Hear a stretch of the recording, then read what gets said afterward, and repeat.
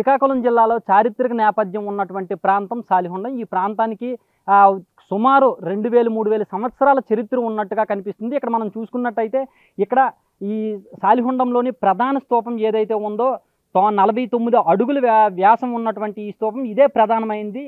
దీనికి సంబంధించినటువంటి విషయాలను మనం చూసుకున్నట్టయితే ఇది బౌద్ధుల కాలంలో బౌద్ధ మతం ప్రాచుర్యం ఎక్కువగా ఉన్న సమయంలో దీన్ని నిర్మించినటువంటి ఆనవాళ్ళు ఇక్కడ కనిపిస్తున్నాయి. అశోకుడి కాలంలో దీని నిర్మాణాలు జరిగినట్టుగా మనకు తెలుస్తుంది. ఇక్కడి నుంచి మనం చూసుకున్నట్టయితే ఈ ప్రధాన స్తూపం ఏదైతే ఉందో ఇది ప్రస్తుతానికి అయితే మాత్రం శిథిలావస్థలో ఉంది. ఆ వంశధార నదికి ఆనుకొని ఉన్న ఈ ప్రాంతానికి పర్యాటకుల తాకిడి ఎక్కువగా ఉంటుంది.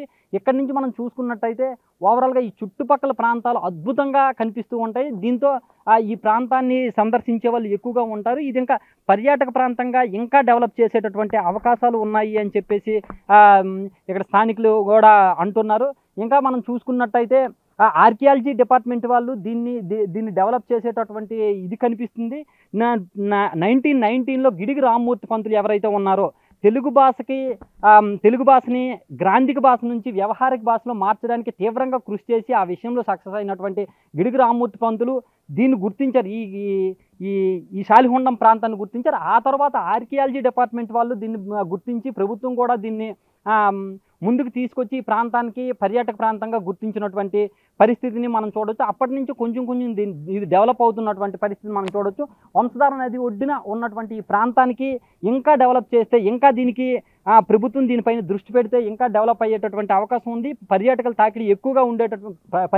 ఎక్కువగా వచ్చేటటువంటి అవకాశం కూడా ఉంది. ఏవైనా చారిత్రక నిర్మాణాలు ఏ కాలానికి సంబంధించినవి అని తెలియాలి అంటే అప్పుడు యూజ్ చేసినటువంటి లిపి కావచ్చు, లేదంటే శాసనాలు కావచ్చు, వాటిని బట్టే ఈ ప్రాంతం కావచ్చు, ఈ నిర్మాణం కావచ్చు, ఫలాని కాలానికి సంబంధించింది అని చెప్పి చరిత్రకారులు కావచ్చు, లేదంటే ఆర్కియాలజీ డిపార్ట్మెంట్ వాళ్ళు చెప్తారు. ఇక్కడ మనం చూసుకున్నట్టయితే ఇక్కడ ఏదో రాసి ఉంది, మనకు అర్థం కాని లాంగ్వేజ్లో ఇక్కడ ఏదో రాసి ఉంది అంటే అప్పుడు ఈ లిపి అనేది వాడుకలో ఉంది అని చెప్పి మనం ఒక అంచనాకు రావచ్చు. ఖచ్చితంగా చెప్పలేకపోయినప్పటికీ కూడా, ఎందుకంటే మనం కన్ఫర్మ్ చేయలేకపోయినప్పటికీ కూడా దీన్ని బట్టి వాళ్ళు ఆర్కియాలజీ డిపార్ట్మెంట్ వాళ్ళు ఇది ఏ కాలానికి చెందింది అని చెప్పే అవకాశం ఉంటుంది.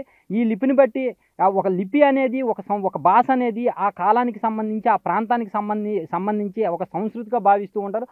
దాన్ని బట్టి అప్పుడు ఎలాంటి వాతావరణం ఉండేది, అప్పుడు ఎలాంటి జీవన విధానం ఉండేది అనేది చెప్పొచ్చు.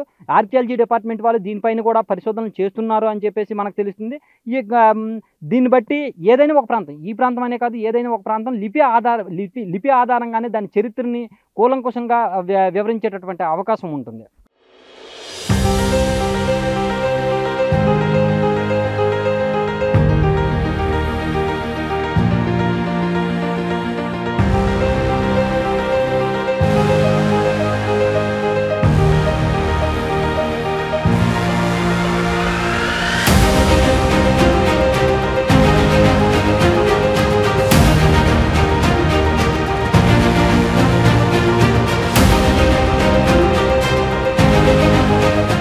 ఈ సాలిహొండం కొండపైన ఓ మ్యూజియం కూడా ఉంది. మ్యూజియంలో పురాతన వస్తువులు, ఆ కొండపైన ఏ వస్తువులు అయితే దొరికాయో, ఏ విగ్రహాలు అయితే దొరికాయో వాటన్నింటినీ కూడా ఇక్కడ భద్రపరిచినటువంటి పరిస్థితిని మనం చూడవచ్చు. ఇక్కడ మనం మొదటగా చూసుకున్నట్టయితే అశోక చక్రం మనం చూసుకోవచ్చు. ఈ అశోక చక్రం బట్టి కూడా మనం చెప్పవచ్చు ఇది బౌద్ధ మతానికి సంబంధించినటువంటి కాలంలోనే, ఆ మతం ప్రాచుర్యంలో ఉన్నటువంటి కాలంలోనే ఈ ప్రాంతం ప్రాచుర్యంలో ఉందని మనం చెప్పొచ్చు. ఇక్కడ చాలా విగ్రహాలు ఉన్నాయి. ఈ విగ్రహాలన్నీ కూడా మనం చూసుకున్నట్టయితే ఎక్కువగా విరిగిపోయినటువంటి విగ్రహాలు ఎక్కువగా కనిపిస్తున్నాయి. ఎందుకంటే అది ప్రాచుర్యంలో ఉన్నప్పుడు బాగానే ఉండేది, కానీ ఆ తర్వాత ఇది శిథిలావస్థకు వెళ్ళిపోయిన తర్వాత ఇది బాగా పగిలిపోయినటువంటి వస్తువులు ఇవన్నీ కనిపిస్తున్నాయి. ఆ తర్వాత ఇక్కడ మనం చూసుకున్నట్టయితే బుద్ధుని విగ్రహం కూడా ఉంది, మనం క్లియర్గా చూడొచ్చు. ఇవన్నీ కూడా ఈ బుద్ధుని విగ్రహం కావచ్చు, లేదంటే ఆ అశోక్ చక్రం కావచ్చు, ఇవన్నీ కూడా బౌద్ధ మతం బాగా ప్రాచుర్యంలో ఉన్నటువంటి సమయంలోనే ఇక్కడ ఈ కొండ కావచ్చు, ఈ ప్రాంతం కావచ్చు బాగా ఉండేది అని చెప్పేసి మనకి అర్థమవుతుంది. ఇంకా మనం చూసుకున్నట్టయితే మనం ఇందాక చెప్పుకున్నట్టు అమ్మవారి విగ్రహం కూడా ఈ ఆర్కియాలజీ డిపార్ట్మెంట్ వెలికితీతలో బయటపడిందని చెప్పి ఈ విగ్రహమే చూడొచ్చు. మనం చాలా పెద్ద విగ్రహం ఉంది. ఇక్కడ బయటపడిన అన్ని విగ్రహాల్లో కూడా చాలా పెద్దగా ఉంది. అయితే అమ్మవారి విగ్రహంలో చాలా చేతులు విరిగిపడినటువంటి పరిస్థితిని మనం చూడొచ్చు. అంటే ఎంత చాలా 2000, 3000 సంవత్సరాల క్రితం నాటి ప్రాంతం కావచ్చు, అప్పుడు ఎక్కువగా ఉండేటటువంటి ప్రాంతం కావచ్చు, ఆ ప్రాంతంలో ఉండేటటువంటి ఈ విగ్రహం అనేది విరిగిపడింది అని చెప్పేసి చరిత్రకారులు కావచ్చు, లేకపోతే ఇక్కడ స్థానికంగా ఉండేవాళ్ళు కూడా చెప్తున్నారు. ఓవరాల్గా మనం చూసుకున్నట్టయితే ఇది చాలా ఏదో ఈ ప్రాంతానికి మాత్రమే పరిమితమైన ప్రాంతం కాదు, ఒక శ్రీకాకుళం జిల్లాకో లేదంటే ఉత్తరాంధ్రకు మాత్రమే పరిమితమైన ప్రాంతం కాదు అని చెప్పి మనకు క్లియర్గా అర్థమవుతుంది. ప్రభుత్వాలు దీనిపైన మరింతగా దృష్టి పెడితే ఇది దేశవ్యాప్తంగా, ప్రపంచవ్యాప్తంగా కూడా మంచి ప్రాచుర్యం చెందేటటువంటి అవకాశం ఉంది అని మనం ఈజీగా అర్థం చేసుకోవచ్చు. రాజుల కాలంలో ఎక్కువగా సొరంగాలు ఉండేవి అని చెప్పి మనం ఎక్కువగా వింటూ ఉండేవాళ్ళం. ఇప్పుడు మనం ఏదైతే ఏ ప్లేస్లో అయితే ఉన్నామో ఇది కూడా అప్పటి కాలంలో ఒక సొరంగ మార్గంగా ప్రచారంలో ఉంది. ఇక్కడి నుంచి మొదలైతే శ్రీముఖలింగం ఆ పుణ్యక్షేత్రం, ప్రముఖ పుణ్యక్షేత్రం శ్రీముఖలింగానికి వెళ్ళేటటువంటి సొరంగ మార్గంగా ఇది చెప్తున్నారు. ఇక్కడ మొదలైతే శ్రీముఖలింగం వెళ్ళొచ్చు అని చెప్పి ప్రచారంలో ఎక్కువగా ఉంది. అయితే ఆర్కియాలజీ డిపార్ట్మెంట్ వాళ్ళు అయితే మాత్రం దీన్ని ఇంకా కన్ఫర్మ్ చేయలేదు. కానీ దీన్ని కొట్టిపారేసేటటువంటి అవకాశాలు కూడా లేవు. ఎందుకంటే పూర్వం రాజుల కాలంలో ఎక్కువగా ఒక ప్రాంతం నుంచి ఇంకొక ప్రాంతంకి సీక్రెట్గా వెళ్ళాలి అంటే ఇలాంటి సొరంగ మార్గాలు ఎక్కువగా యూజ్ చేసినటువంటి పరిస్థితులను మనం చరిత్రలో కూడా మనం చూసాం. కాబట్టి ప్రస్తుతానికైతే మాత్రం ఇక్కడ స్థానికులు కావచ్చు, లేదంటే చరిత్రకారులు కావచ్చు, వీళ్ళందరూ కూడా ఇది ఒక సొరంగ మార్గానికి ప్రధాన ద్వారంగా చెప్తున్నారు. ఇప్పుడు మనం చూసిన లిపితో పాటు కొన్ని వస్తువులను కూడా ఆర్కియాలజీ డిపార్ట్మెంట్ అధికారులు గుర్తించారని తెలుస్తుంది.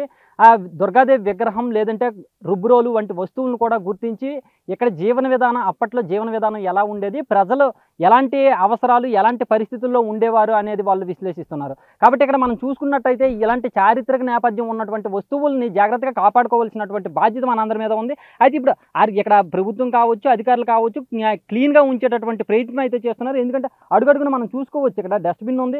ఇలాంటి డస్ట్బిన్స్ అనేవి అడుగడుగున 100 అడుగులకి ఒక దగ్గర, సుమారు 150 అడుగులకి ఒక దగ్గర ఇలాంటి డస్ట్బిన్స్ పెట్టి ఎలాంటి చెత్తా చెదారం లేకుండా చూస్తున్నారు. దాంతోపాటు సీసీ కెమెరాలను కూడా ఏర్పాటు చేసి ఎలాంటి అసాంఘిక కార్యకలాపాలు జరగకుండా చూస్తున్నారు. అయితే ఇక్కడతో సరిపోదు. ఎందుకంటే ఈ శాలిహుండం ఏదైతే ఉందో ఇది ఈ ప్రాంతానికి, శ్రీకాకుళం జిల్లాకి మాత్రమే పరిమితమయ్యే స్థానం కాదు, ప్లేస్ కాదు. ఇది దేశవ్యాప్తంగా మంచిగా ప్రాచుర్యం చెందేటటువంటి అవకాశం ఉంది. దీన్ని ప్రపంచవ్యాప్తంగా గుర్తింపు వచ్చేటటువంటి ఏర్పాట్లు చేయాలి అని చెప్పి స్థానికులు కావచ్చు, లేదంటే చరిత్రకారులు కావచ్చు కోరుతున్నారు. కెమెరామెన్ నాగరాజుతో షణ్ముఖ్, బిగ్ టీవీ, శ్రీకాకుళం నుంచి.